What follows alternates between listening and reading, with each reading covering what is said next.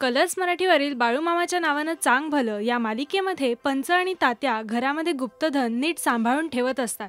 देवप्पा देवीला सांगत असतात की ही तू दिलेली दुसरी संधी आहे, आता महाल तुझ्यासाठीच बांधणार, त्यामुळे माझं हे काम होऊ दे अशी विनवणी ते करत असतात। पंच एक पोतं तात्याच्या घरात ठेवायला देणार असतात। इथे बाळू झोपेतून उठतो आणि निघून जातो। तिथे धनाच्या खोलीमध्ये पहारा देत असताना पंच आणि तात्याला झोप लागते। जेव्हा तात्याला जाग येते तो पंचांनाही उठवतो। पंच जेव्हा त्या रांजणामध्ये बघतात तेव्हा त्यात धनच नसते।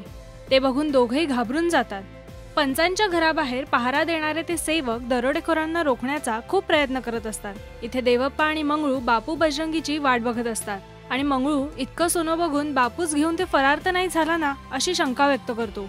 इथे दरोडेखोर आत खोलीत कसेबसे शिरतात, पण ते रांजण रिकामे आहेत हे बघून ते पंचांनाच विचारतात सोनं कुठे आहे म्हणून। तर दरोडेखोर पंच आणि तात्यांना खूप मारतात आणि बांधून ठेवतात। इथे देवप्पा आणि मंगळू धन आलं की काय काय करायचं याची स्वप्न रंगवत असतात। दरोडेखोर पंचांना आणि तात्याला मारून बांधून ठेवतात आणि निघून जातात।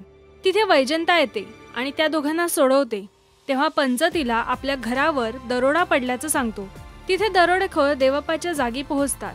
तेव्हा बापू त्याला ते रांजण रिकामच होतं, आमची पूर्ण रात्र वाया गेली, उगाच गेलो तिथे असं काही सांगतात। त्यावर देवप्पा खूप चिडतो। दुसऱ्या दिवशी सकाळी बाळू, माधू आणि बाकी गावकऱ्यांना पंचांशी बोलण्याविषयी काय ठरलं म्हणून विचारतो। तेव्हा हो नाही करता करता सगळे तयार होतात।